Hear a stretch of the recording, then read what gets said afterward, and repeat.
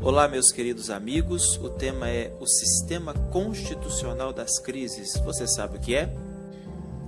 Este trabalho surgiu a partir de tais declarações. Queremos intervenção militar.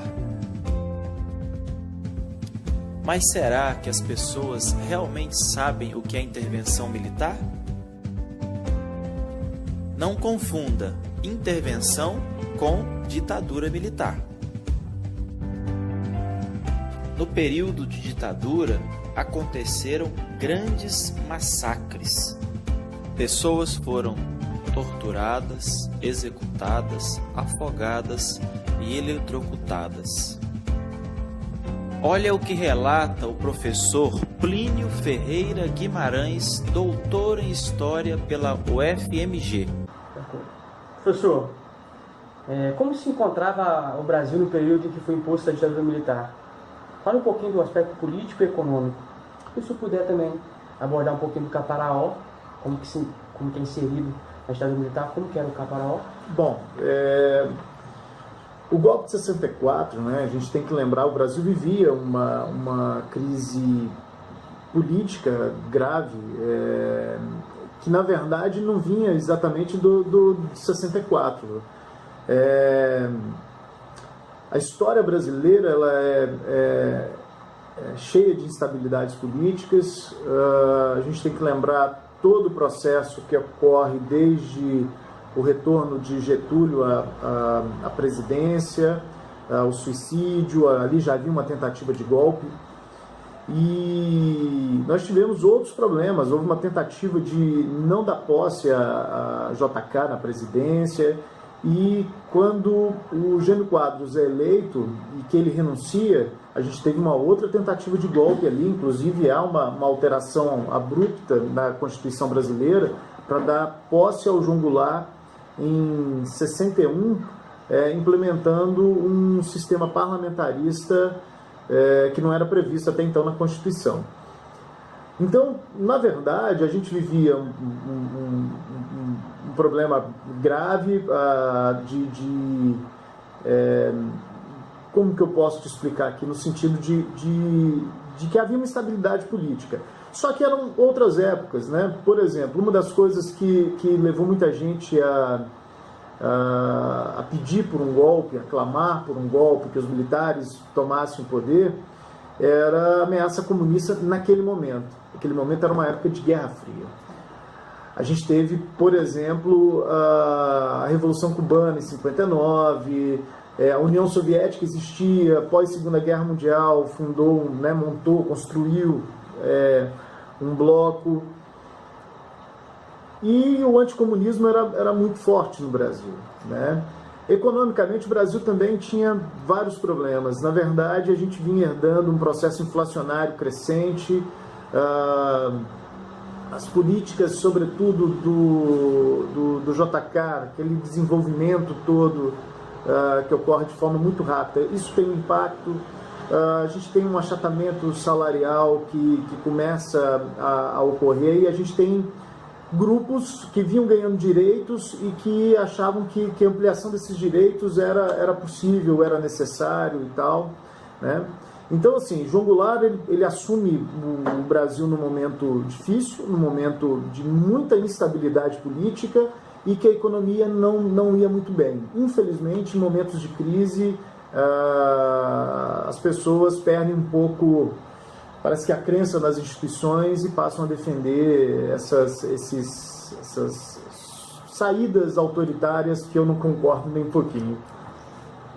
Assim, Ele era um delegado da Polícia Civil.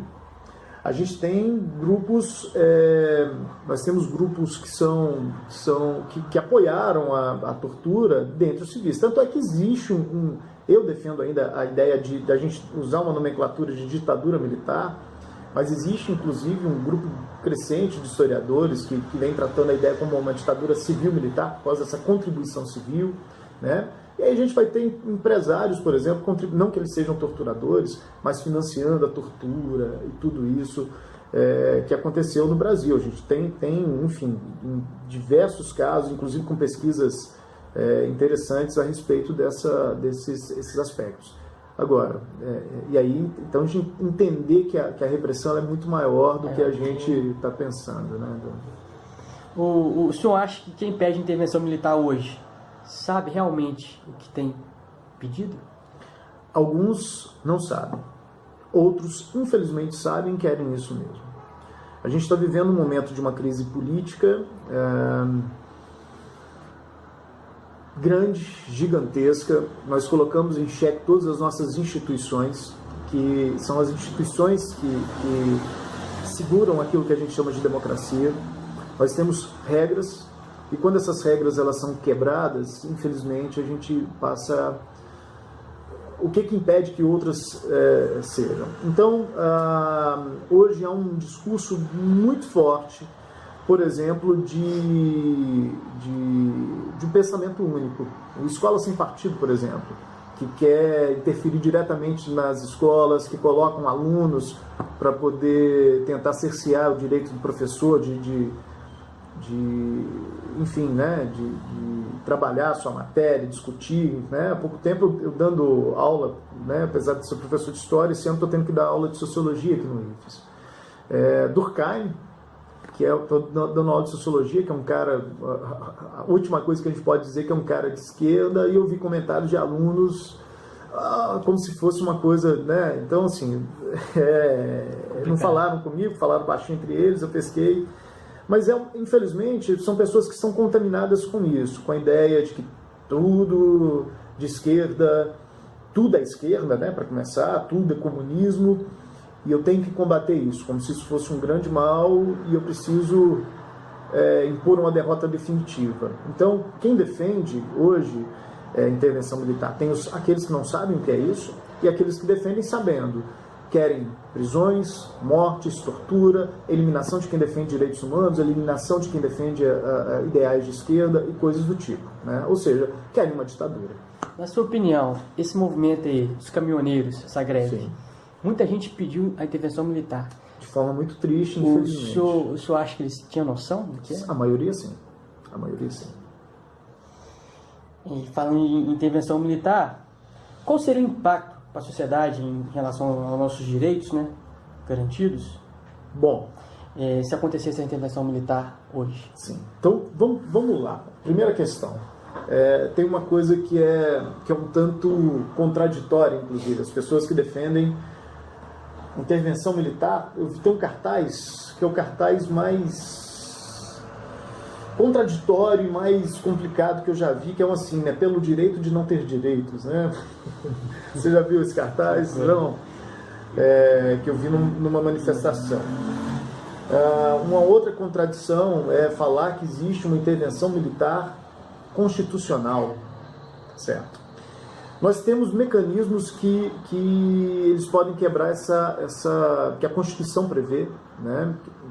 Sou um leigo no campo do direito, mas pelo menos isso eu sei, até porque já foi artimanha utilizado por outros governos, né? O presidente brasileiro, gente, vou lembrar o nome dele, da Primeira República, que governou durante um período sob estado de sítio, por exemplo, ou o próprio Getúlio, depois do movimento de 1935, né, que ficou conhecido de forma, uma tentativa de criar um medo em torno do movimento, deram o nome para ele de intentona comunista. Getúlio vai governar sob estado de sítio o Brasil. E quando você decreta o estado de sítio, por exemplo, né, para dar um exemplo, o estado de guerra, ou a própria intervenção, que a gente viu, a intervenção federal no Rio de Janeiro, a gente quebra algumas coisas que estão amarrados ali na Constituição.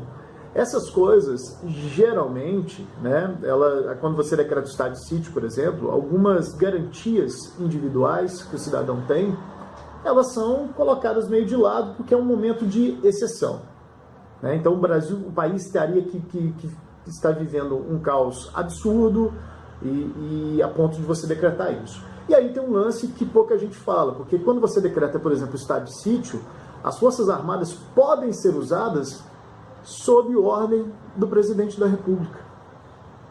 As Forças Armadas elas nunca podem ser usadas contra exatamente o presidente. O presidente é o comandante maior das Forças Armadas. Isso está na nossa Constituição.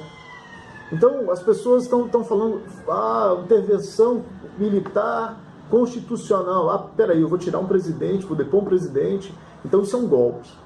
A gente já está vivendo problemas gravíssimos. Isso seria uma ampliação desses problemas. Isso é um golpe, seria um golpe de natureza militar, certo? Nós tivemos vários golpes de natureza militar no Brasil, que depuseram um presidente e colocaram outro. Intervenção militar em nossa Constituição denomina-se Estado de Defesa e Estado de Sítio. O estado de defesa pode ser decretado conforme previsto no artigo 136 caput da Constituição Federal de 88 como medida de emergência em locais especificados em decreto, onde houver sido desestabilizada a ordem pública, a paz social ou grandes catástrofes naturais. O estado de sítio poderá ser decretado conforme previsto no artigo 137 caput da Constituição Federal de 88, em casos de comoção grave de repercussão nacional, constatação da ineficiência do estado de defesa por declaração de guerra ou para repelir ameaça armada. Em ambos, haverá um controle rigoroso do poder político e do poder judiciário. Na pesquisa de campo realizada na FACIG Monhuaçu, campus Coqueiro, constatou-se que de 48 entrevistados, 92% afirmaram saber o que é intervenção militar. 44% afirmaram não saber o que é o sistema constitucional das crises. 98% dos indivíduos não desejam ter seus direitos fundamentais cerceados. E 56% dos entrevistados, ao desconhecer o sistema constitucional das crises, clamam por uma intervenção que não sabem o que é. Portanto, toda e qualquer ação das Forças Armadas que não tenha base constitucional não é intervenção, mas sim golpe.